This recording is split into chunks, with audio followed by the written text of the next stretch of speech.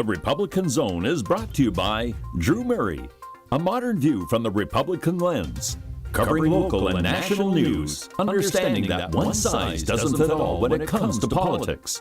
The Republican Zone airs Wednesday from 1 to 2 p.m. and Saturday from 3 to 4 p.m.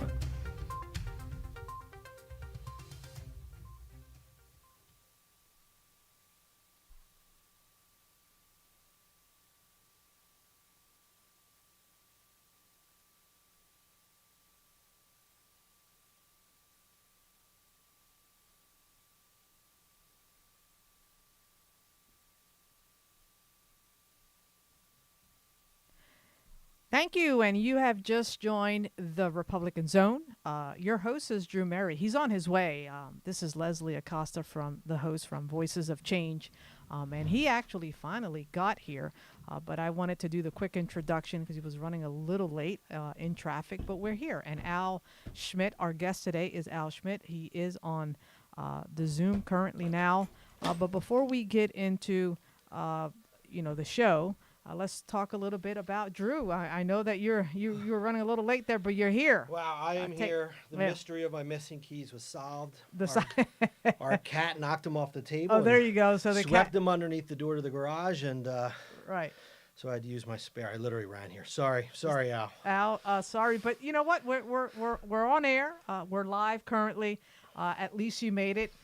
So when you get home, you're gonna have to do something with that. You know what? You have the cat. Cat's in trouble. Literally saved you, right? No, he lost the set. Oh, so he lost. He lost the set of the key that gets me into Ursula. He's in trouble. Okay. Well, Al Schmidt, welcome. And Drew, you can take over now and do the introduction of Al, and then we can get into the show. All right. Thank you. So Al, thank you for coming on. For anyone who doesn't know, definitely now the infamous Al Schmidt. He is one of the commissioners of the commissioner's office of the city of Philadelphia. He is the Republican commissioner. There are 3 commissioners. Al is the lone Republican. And Al, I say infamous because Al. He's big time now. Al does 60-minute interviews. He's a big shot now. He's a big shot now. Well, you know what? I was thinking that. I was like, you know what? I saw Al in 60 Minutes Sunday night, and I thought, hey, now that Al's kind of gotten to the big time, I'll have him on my show. I'm on the Republican Zone. Yeah. Which is good. Look, I didn't know this. I was talking to off air with Al. Al was a former senior analyst at the Nonpartisan U.S. Government Accountability Office, the GAO. And it's basically the investigative arm of Congress. So he was a big shot. He is. He's always been a big shot. Yeah. Just not now. I kind of did know that. Anybody who has ever met Al or seen his interview, he's a sharp guy, a polished guy, and he was a great representative for Philadelphia on Sunday night on 60 Minutes. That was a great interview during probably the craziest election cycle in at least my lifetime, and I'm sure the craziest election cycle since Al has been the commissioner. Yeah, well, and that was an important interview, right? Because it goes into this great segue of talking about the election November the 3rd and all that's happening. A lot going on, Al, and we're going to talk a little bit about that and even touch upon the interview that you did on 60 Minutes. And what's coming, what's in store for the November 3rd. You guys are going to be very busy. I know that Lisa Daly is currently, she introduced yesterday a motion to add more offices across the city of Philadelphia outside of the 2 offices that the city commissioner office has to be able to, I guess, sustain the workflow because it's massive. Is that correct, Al?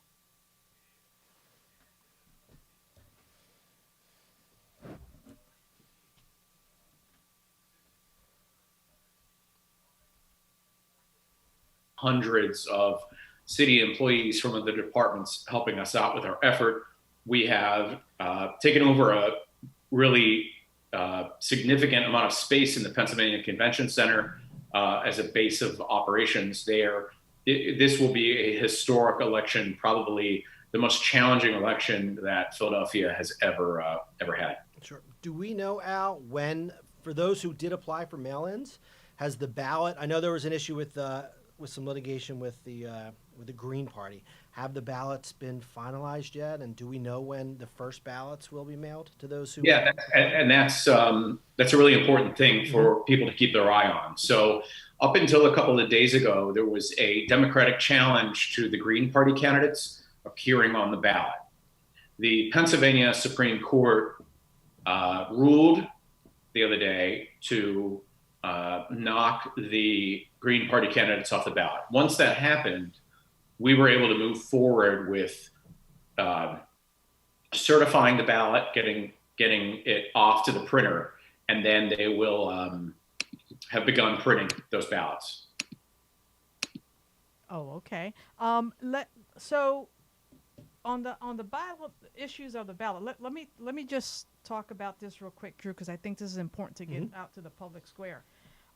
So the proposal or the motion that Lisa Daly proposed yesterday, that will establish how many satellite election offices throughout Philadelphia? So it will be our 2 current permanent Board of Elections offices. One is at City Hall, and one is at our offices at Delaware and Spring Garden. In addition, there will be 15 satellite Board of Elections offices that will assist voters with either returning their mail-in ballot in person, or there's a term that you'll see that keeps getting run around called early voting. And there is no such thing as early voting in Pennsylvania. Yeah. What there is, and what has always been the case for absentee ballots, is voters can come to a Board of Elections office. They can request their ballot. We look them up in the voter registration system. We print out the ballot for them, prepare the envelope and the label and all that, give it to the voter. The voter on the spot can complete the ballot, put it back in the secrecy envelope, put the secrecy envelope in the outer envelope, fill it out, sign it, and give it right back to us. So it is essentially mail-in voting without needing the Postal Service in between the voter and the Board of Elections. In this case, the voters would be able to give their ballot directly back to the Board of Elections. Those ballots will be counted along with all the other mail-in ballots that we receive. So no one is really voting early any more than anyone who fills out an absentee or mail-in ballot is voting early. And now they can do that process at any of the additional 15 locations? Yeah, once they're open. Okay. So on Tuesday, the first 7 will open. The 2 our Board of Elections, our regular Board of Elections offices at City Hall and Delaware and Spring Garden. And then the first phase of it after that will be opening up across the city. Before it's over, there'll probably be 17 total open. Okay. And do those locations listed, even the 7, are they listed on your the commissioner's website, the Philly? Yeah, they will be today. Okay. Okay. The other question I have for you, Al, the passage of Act 77, which is basically reforming Pennsylvania's election laws, and that included significant updates to the absentees and mail-in voters, right? And these changes, they took place in June 2nd of 2020. So as a result of these changes, tell me how the city commissioner's office is adjusting to these changes currently. Yeah, at the end of last year, at the end of 2019, the Pennsylvania legislature, a Republican-controlled House and a Republican-controlled Senate, and a Democratic governor signed into law Act 77. There are a number of things included in Act 77. They're ruling this out during a presidential election year, which is a real challenge.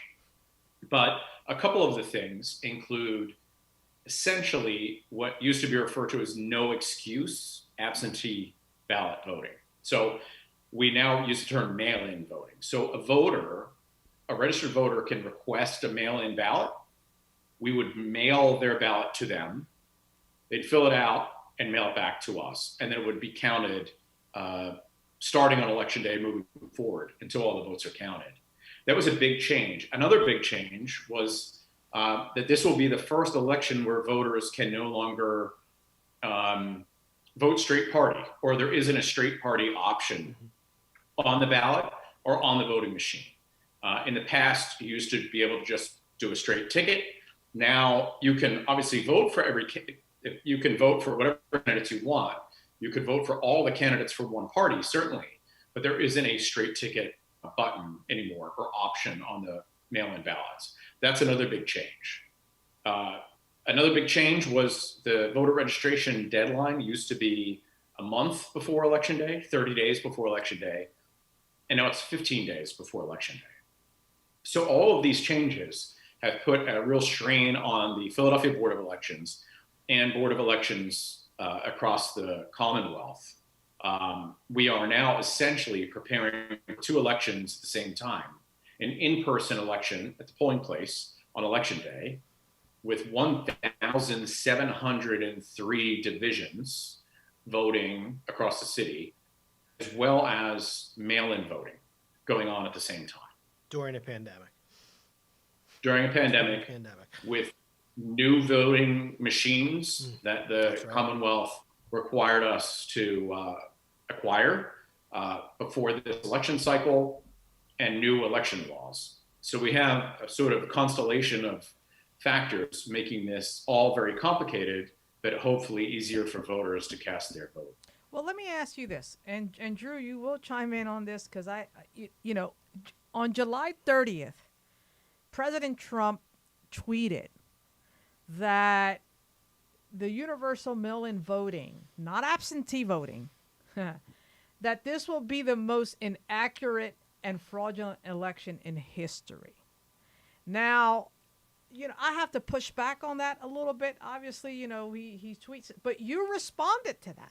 You responded to that tweet, and you said the election will be held November the 3rd, whether in person or mail-in ballot. And you still stand by that. In terms of this, saying that it's going to be a fraudulent election if it's the universal mail-in voting, what's your assessment of that?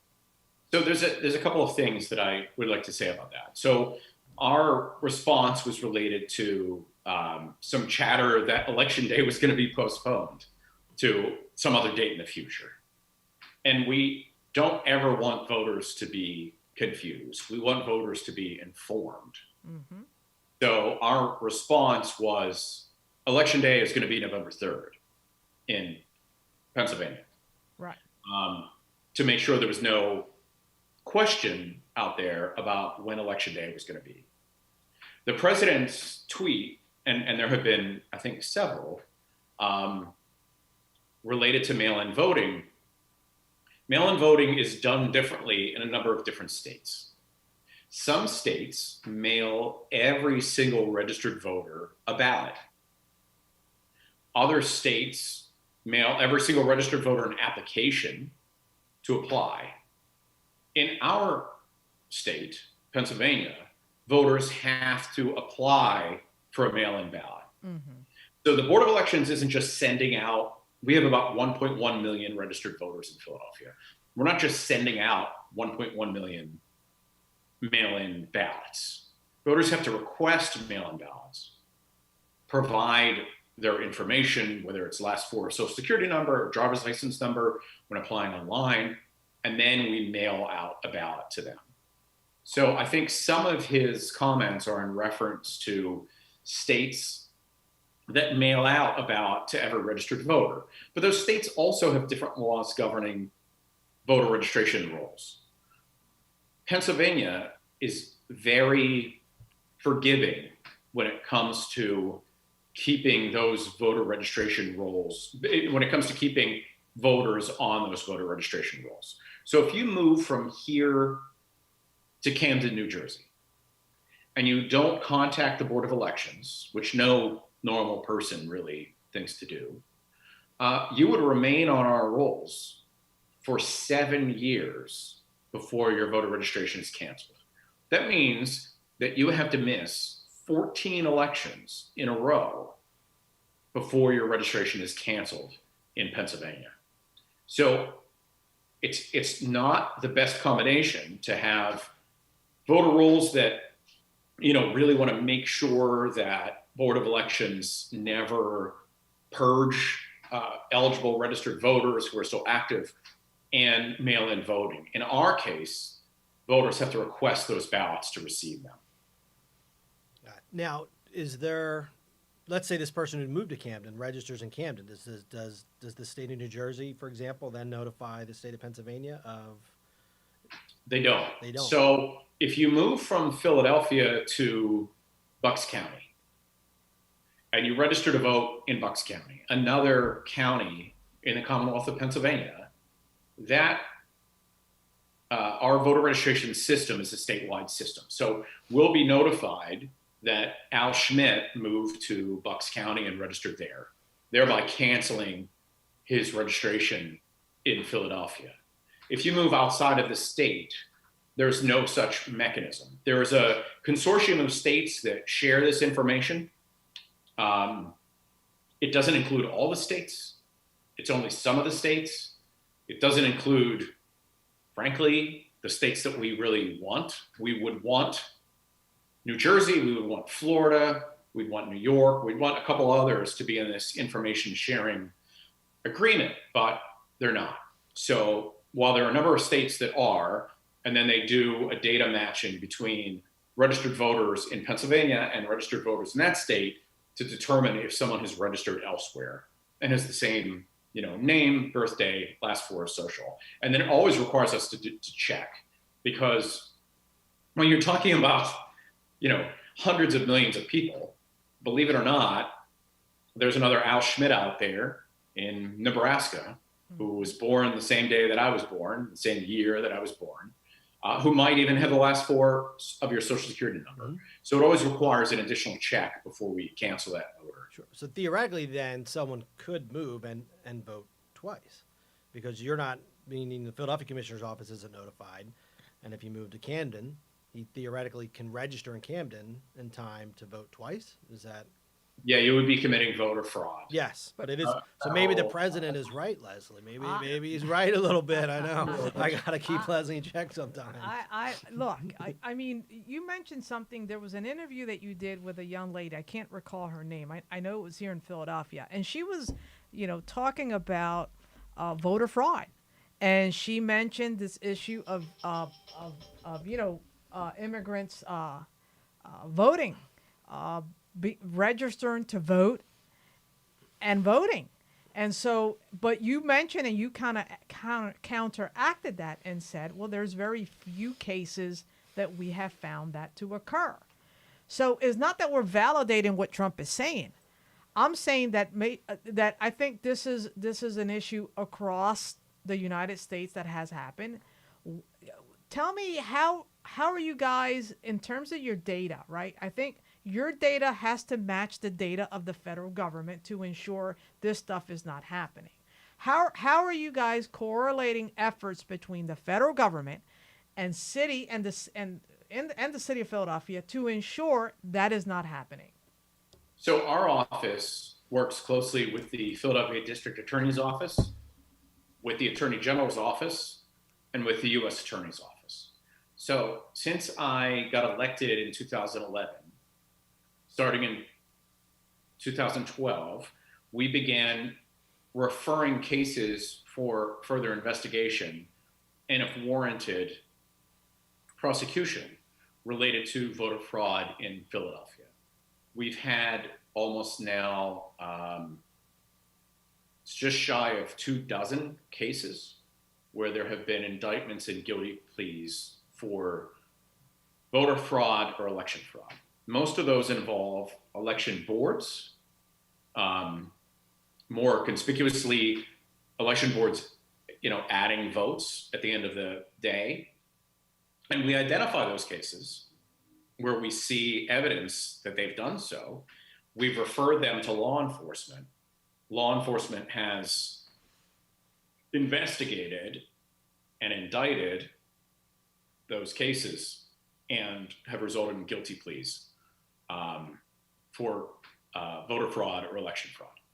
So rather than using that as an example of, and these are cases, these are almost 24, but at the same time, it's almost 24. So we haven't seen evidence of widespread voter fraud in Philadelphia since I came into office. When we identify cases, we put all the information together, pass it on to law enforcement, and at least since 2012, when I came into office, they have taken those cases seriously.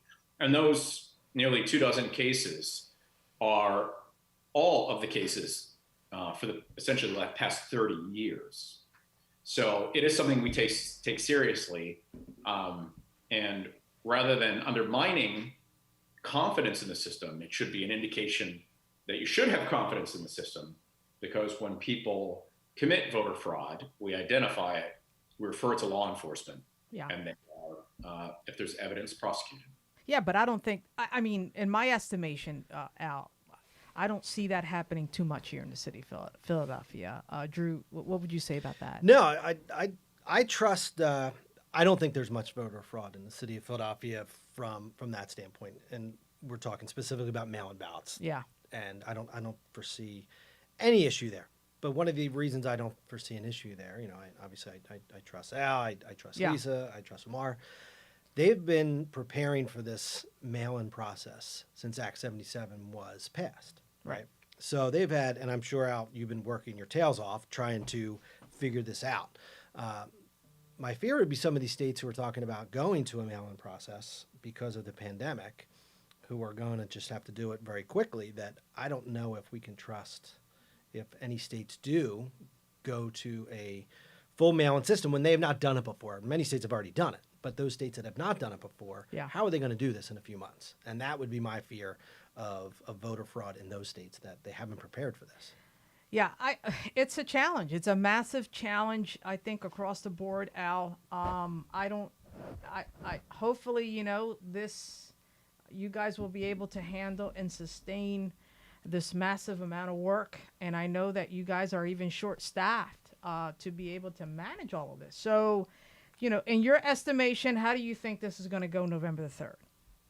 So looking back at the primary, which was our only experience with mail-in voting to date, since it's pretty new, other than absentee ballots. So the mail-in ballot application process is extremely similar to absentee and mail-in ballot voting is essentially the same thing. Mm-hmm. It's just you don't have to be absent from the Commonwealth on election day or from your county on election day in order to vote by mail-in ballot. Everyone is eligible to vote by mail-in ballot. So we've had one experience with it so far.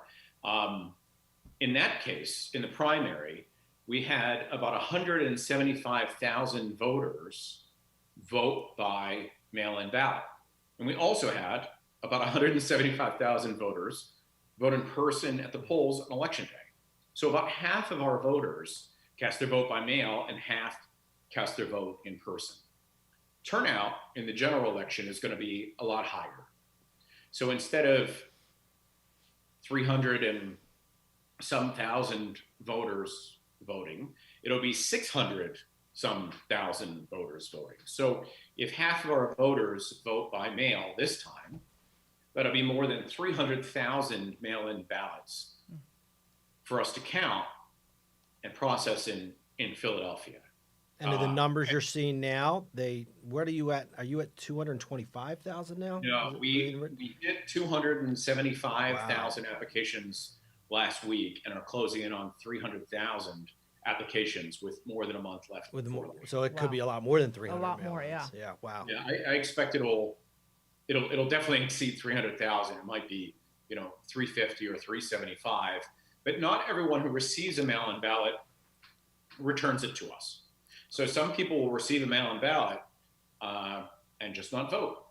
Or in the general election, you can receive your mail-in ballot, and then if you decide to vote, if you requested a mail-in ballot, and we send you a mail-in ballot, and then you change your mind and want to vote at the polls, if you bring your mail-in ballot with you and surrender it essentially to the election board, they'll void it and allow you to sign the poll book and vote on the machine. If you have requested a mail-in ballot and you don't bring it with you, that election board will still allow you to vote, but you'll have to vote by paper provisional ballot. Okay. And that way we're able to check to make sure that that voter did not also mail a ballot back to us. And what happens if they mailed it but decided to do a provisional anyway? Which overrides which? Is it provisional or is it the mail-in? Yeah, That's a in good the question. primary election, we voided the provisional ballots. If we found 40 cases where voters mailed in a ballot and then showed up to the polling place and voted on the machine on election day, they signed the poll book. So that involved us looking through all those ballots. There's 175,000 we organized by ward. Wow. So if we saw that Al Schmidt showed up to vote in the 21st ward on election day at the machines, and then Al Schmidt returned a mail-in ballot, we find his mail-in ballot and void it to avoid double voting. So to avoid a mail-in ballot being counted and then a vote on the machine. The reason why we avoid the mail-in ballot is votes on a machine the egg can't be unscrambled. That has to be counted. So we void the mail-in ballot.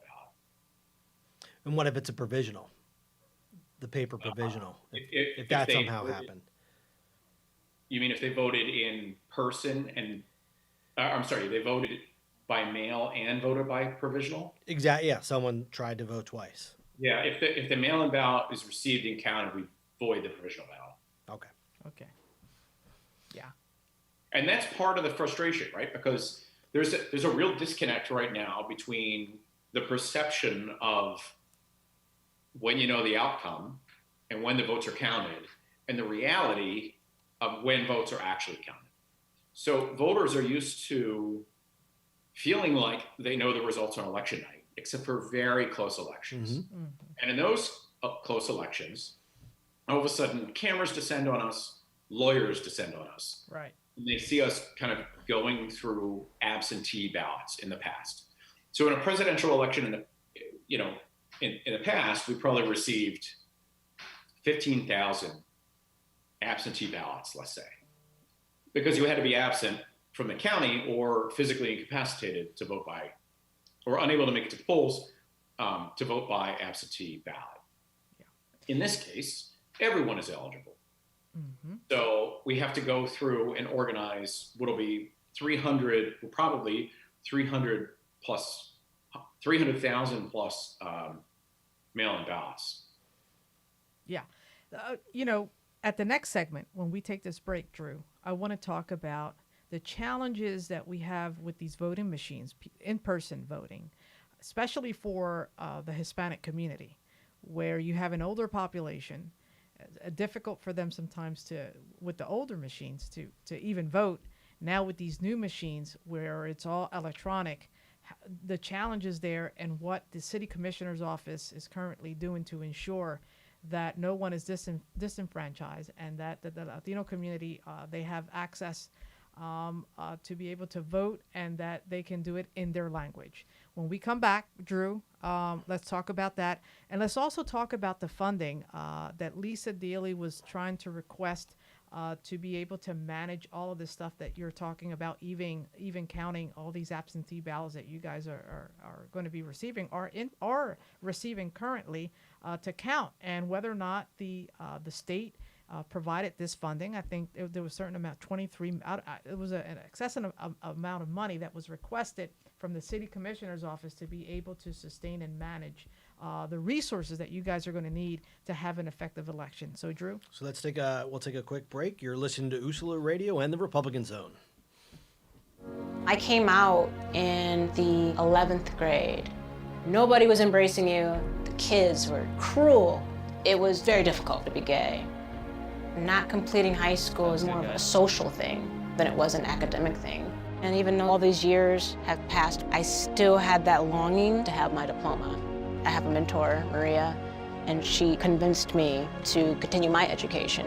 Just never judges. She's a true role model. From the depths of my heart, I thank you, Maria, for being a friend and a beautiful person. No one receives a diploma alone, and I'm honored to share this moment with you. Thank you. If you're even considering getting your high school diploma, go get it. You can do it.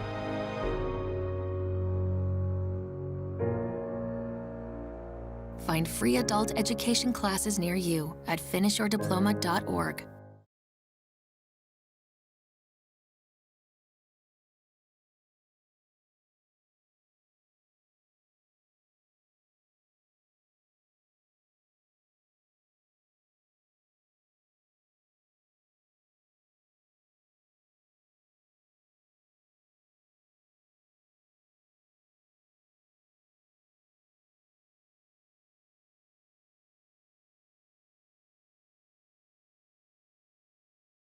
And I'm here with my co-host today, Leslie Acosta, and my good friend, Commissioner Al Schmidt. So welcome back. And so Leslie, you had some very specific issues you wanted to review with Al. Yeah. As we left the first segment. Yeah, some follow-up questions out in regards to, the challenges that the Latino population often encounters, especially when it comes to voting time. We have an older population, Latino population, and that becomes kind of at times very difficult because you have other people that have to come in with them and do the voting. Obviously, that can lend itself to other things. But in terms of making available some resources, some information, how are you guys, how the commissioner's office is preparing to assist people who do not speak English and the Latino community? How are you processing that currently? So we'll have a couple things. So with regard to mail-in voting, and I'll talk about the voting machines and that in-person experience as well. But in terms of mail-in voting, we've worked with the Office of Immigrant Affairs to develop a voter guide in a number of different languages, obviously including Spanish, to assist voters in completing their mail-in ballots and doing so correctly. For in-person voting, that's one of several outreach efforts. For in-person voting, the voting machine allows the voter to select English or Spanish when they cast their vote. Down the line, after we pass this presidential election, we will likely add other languages to that. It's actually a lot more complicated than it seems, but that way voters would be able to select the language that they prefer. But you can select English and you can select Spanish. We have many dozens of bilingual interpreters that we put in the field to work at polling places on election day to assist with translation and interpretation services. Most of those are in Spanish, but we have other languages as well. English, Chinese, Khmer, like a number of languages, depending on where the need is. Also, every polling place is provided with a cell phone and a assistance card, a telephonic assistance that will allow the voter, if there's a language issue, to communicate with a interpreter on the phone to assist them with being able to vote in a number of different languages. That's a lot, provides a lot more. We obviously can't provide a dozen different interpreters speaking different languages to every polling place. So worst case scenario, every board has a phone and every board has a language assistance card that they can use. Yeah. Another follow-up question, and now I can say this by experience. Oftentimes we get these bilingual individual that's part of the board, and most times I would say that the person that is there for the bilingual translation does not speak any Spanish, and they're there sitting at the board trying to assist someone that doesn't speak any English, and their first language is Spanish. I probably that's a shortage of bilingual individuals that can sit on the board, but How are you guys managing that? Because that was an issue in the past, and I'm assuming it's going to be an issue now as well if there is a shortage of people that are not fully bilingual. So in our case, those election boards, as you know, they're elected from that local division. Right. They're essentially all neighbors from that area who serve on the election board. You can't really serve at some other place in the city if you're elected to those positions. They are judge of elections, majority inspector, minority inspector, clerk, and machine operator. Mm-hmm. In addition to that, where we've had a history of a need for additional interpretation services, we recruit interpreters to assist those boards. They're actually not on that election board. They're a separate interpreter that is staffed to that location. Right. And those interpreters have to go through training and certification to be interpreters on election day. Right. Okay. Committee of 70. What's their involvement? Obviously, they do always have an involvement in elections. Given the stakes of this election, what role Committee of 70 will have in this election? They've really helped with the voter education component of all this and all these changes that I described. They have no official capacity. They can't, pick up ballots or receive ballots or anything related to ballots or the counting of those ballots. But they are definitely a resource, and a resource that we've relied on to help spread information and educate voters about the coming election, the options available to those voters, and how those voters, depending on however they choose, can cast their vote. So a big question I get out, because I'm also a ward leader, Republican ward leader, the 15th, and people want to know, am I going to be able to go to my polling place that I normally went to? Not in June when there was a lot of consolidation that had to be done. Is everyone going to be back at their quote unquote regular polling place, or are we still going to be looking at some level of consolidation on November 3rd? So while it won't be everyone, so far it's well in excess of 85% of our polling places that will be back to the location where they were prior to this last primary election. So from the general election of 2019 and before that, more than 85% are going back to where they were before. Not all polling places can go back to where they were before.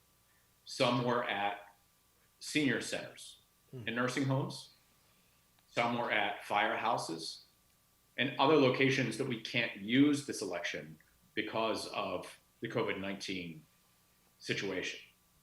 Okay. So while all won't be back, the overwhelming majority will. The goal of the Philadelphia Board of Elections is to open as many polling places as possible, right, and to staff those polling places with boards that will be able to make election day work for voters. And that's a good question. Do you think you're going to get enough poll workers? Because I know in the primary there was definitely some fear of poll workers working because of the pandemic. Do you feel that you're going to have the number of workers that you need the situation has been a lot different now than it was in the primary. I think people are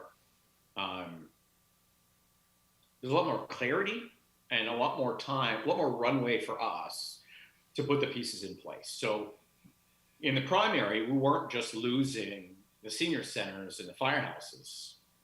We were losing all sorts of possible polling places. And we were losing even the ability to contact the people who were, in charge of those polling places because no one was working there. So if our polling place was at a warehouse somewhere, that warehouse was closed. There was no one to answer the phone or the mail to get those polling places situated. Now we've had a lot more time to open a lot more polling places and to recruit election board workers. Yeah. And we have an election board unit that is calling through all the people who worked in the past prior to the primary to recruit them to work. In addition, I made a motion that passed unanimously a couple weeks ago that'll double the poll worker pay. So instead of poll workers making about $100 for working on that day, they'll make $200 for working the day. And if they take training, an additional $50. So poll worker pay will go up to $250 for this election. That's excellent. Yeah. That's excellent. That will assist with recruitment. And poll workers should always get paid that, if not more. Absolutely. That's a lot. Very hard all day. 13 hours a day for that day. At least 14 hours. The polls are open for 13 hours. Yeah, exactly. They're there half an hour to an hour early. They're there half an hour and an hour after the polls close to close the machines down, to report the results in, to get the cartridges to the Philadelphia Police Department for them to bring them to us so we can count the machine results on election night. It's basically a volunteer job. We never have been able to pay them enough for their service. And if people do want to work the general, whether they, and some of whom may did it in the past, what do people need to do if they want to work in November? They contact your office? Yeah, if they've worked in the past, we also have on our website now, our website is philadelphiavotes.com. And if you go to philadelphiavotes.com, you'll see a tab that says election boards. Underneath that tab, you can select, you can learn about how to become a poll worker. And there's a portal now for people to essentially apply or provide their information to us.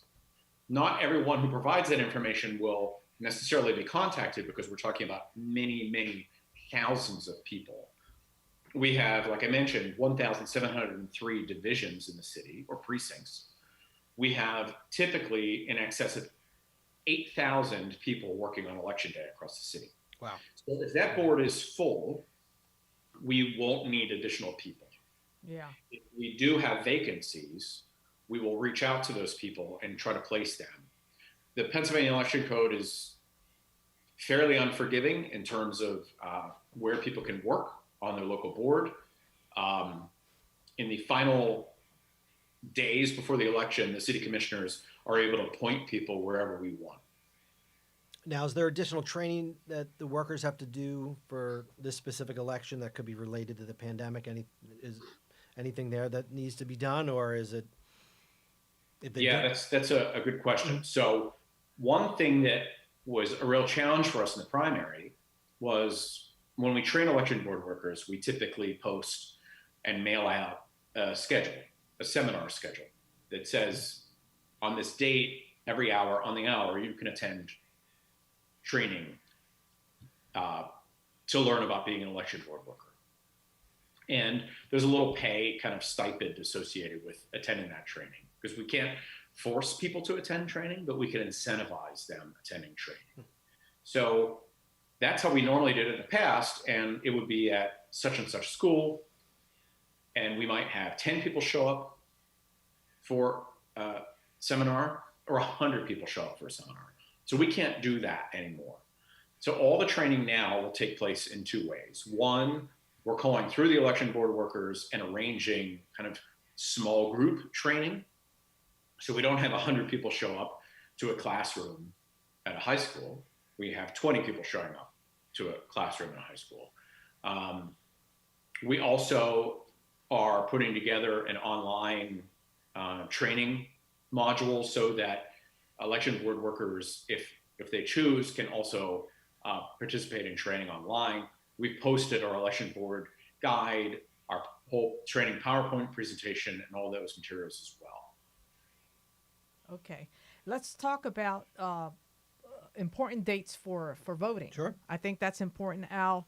If you can give us a rundown of what those dates are in terms of the last date to register before the November election, how to apply for the mail-in ballots, just for the general election, what are those dates? So the Pennsylvania Election Code at the end of last year, with Act 77, changed some of these dates. So it's important that we remind people because they've changed from what they usually are. I mentioned they used to be 30 days before the election. Now they're 15 days before the election. So the last day to register to vote is October 19th. Okay. 15 days before the election. The last day to apply for a mail-in ballot, the last day to apply is October 27th. I would not recommend waiting until the deadline to apply. Like I mentioned earlier, even if we can turn that application around and get it out the door to you as soon as possible, there may not be enough time for us to mail it out, for you to fill it out, to mail it back.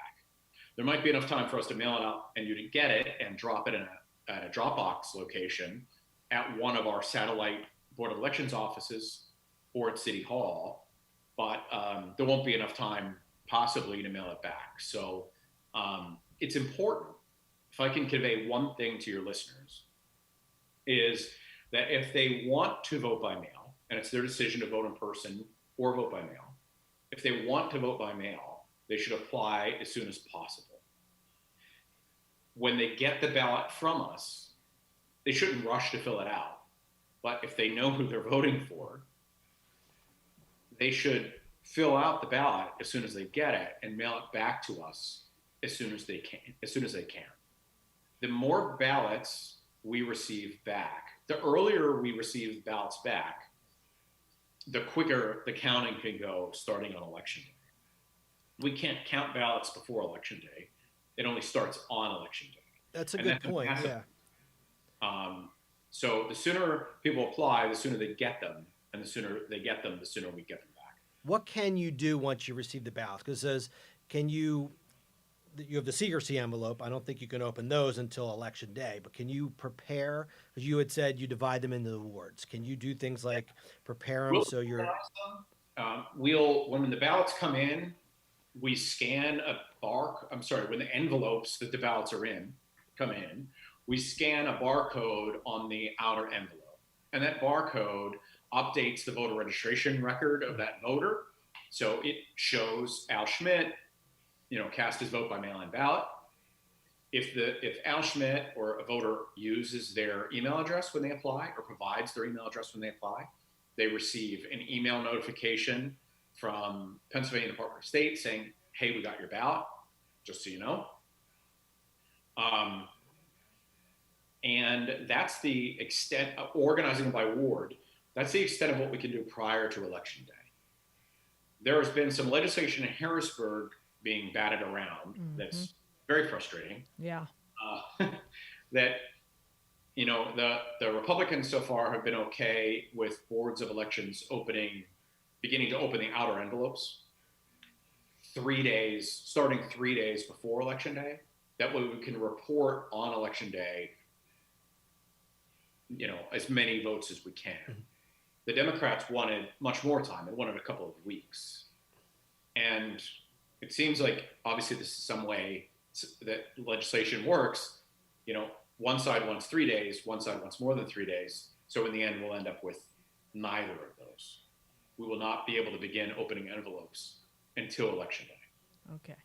Which is a huge point because, especially in Pennsylvania, and I tell people this, I don't think people realize it is very likely we will not know, and we'll talk specifically about the President of the United States, who wins the President of the United States till the end of November because, in my opinion, because I think Pennsylvania is going to be very close, and I think the election overall around the country is going to be close, and Pennsylvania could be, one of those key states.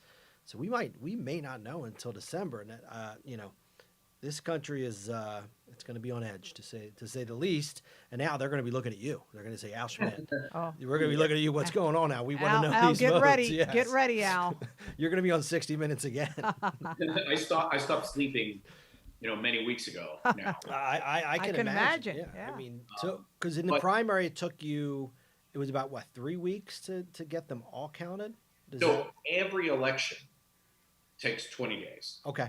So the computation and the counting and certification for this last election was 20 days.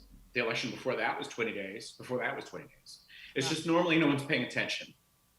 And normally we're counting, like I said, 5 or 10 or 15,000 absentees instead of hundreds of thousands of mail-in ballots. You will, unless it is razor thin and there is an avalanche of legislation, I suspect that you will know the outcome of the presidential election within several days after Election Day. We have acquired a number of new machines that will help us open the envelopes, extract the inner envelope, open the inner envelope, extract the ballot, more machines to tabulate those results. So we run all those mail-in ballots through scanners that provide electronic results. We also do a manual audit of the electronic results to make sure the electronic results equal the what's called human readable ballot. So you can see, oh, well, this voter voted for Donald Trump, or this voter voted for Joe Biden. Mm-hmm. So we do a manual tabulation audit and compare that with the machine results, just in case, under a worst case scenario, a malicious actor somehow were able to manipulate the electronic results. We would quickly be able to identify that the numbers didn't add up. And then we would move to a manual count of that election. Wow. And that's both on the machines and obviously theoretically the mail-ins, because the machines creates a paper ballot backup. That's right. So the new machines, which are essentially like a really big iPad, where you make your selections, they're both sort of advanced and primitive at the same time, because at the end of the day, we have a printout that the voter sees, that the voter verifies that the options that they selected are the options printed on the ballot. And those ballots are printed not just with barcodes that allow the counting to take place quickly, but the printed names of the candidates that the voter selected are visible on the ballot before they cast their vote. So the voter can verify that that's who they wanted to vote for. Then we manually compare those human readable names where it says Donald Trump, where it says Joe Biden, with the electronic results, both for the machine and for mail-in ballots. Yeah. Well, and here's the other thing, Al. There's a lot of conspiracy theories out there that these machines can get hacked, and that somehow it lends itself to this type of voter fraud. That's not the case. Is that correct? These machines are safe. There's no way someone can come and hack these machines, and none of that kind of stuff will be happening, right, Al? Right, but you don't have to take my word for it. The entire computation of the election takes place within public view. Right. The public is able to watch us open all these ballots, count all these results, audit those results right in front of them, if they choose, on behalf of a campaign or party. The manual audit, Philadelphia entered into an agreement enthusiastically that is the most comprehensive manual audit of the election results that's available, so that voters can have confidence that the printed name that they see for the candidate that they choose on the voting machine, or the printed name that they see that they selected the little oval next to on a mail-in ballot, matches the electronic results. And that paper ballot that is created with the voting machines itself also is protection against fraud. That's right. The fraud, or someone quote unquote hacking into the machines, because you do have a paper backup. And I think a lot of people didn't realize that even in the primary, that it did create a paper backup that can be manually audited. It does. It's the real advantage to these machines. In my experience, the machines we had before were pretty great. They were pretty primitive. You couldn't hack into them. They weren't connected to anything other than a power outlet in the wall. You could break into them, but you couldn't hack into them. But the movement for the last several years is to make sure you have a printed ballot that is able to be read by the human eye. So that's why all the counties in Pennsylvania were required to move toward voting systems that have a printed ballot that's human readable at the end of the day. So you can compare those results with the electronic results. Or if something catastrophic would happen, you'd still have ink on paper where you can count those results if you have to manually. All right. No, that's great. And I want to thank you, Al, for coming on. I think you, Lisa, and Omar are probably the three busiest people in the city of Philadelphia right now, getting ready for November 3rd. And as you said, you're not only getting ready for November 3rd, the voting basically starts in a week or so. So I want to thank you for coming on, Leslie. I want to thank you for co-hosting with me. And I think this is great information out to the public, where it's good information that's actually needed. And I just want to say really quickly, Drew, I appreciate the invitation to come on. And Leslie, it's great to talk with you. We've worked for years registering voters. Yes. Particularly in some Spanish-speaking neighborhoods, and I really appreciate your efforts on that. Well, thank you, and thank you for all that you're doing for us. Yes, this is a lot of information. I even learned something, so thank you, Al. And so we're going to wrap it up here. Thanks everyone for listening. You're listening to Utsula Radio and the Republican Zone.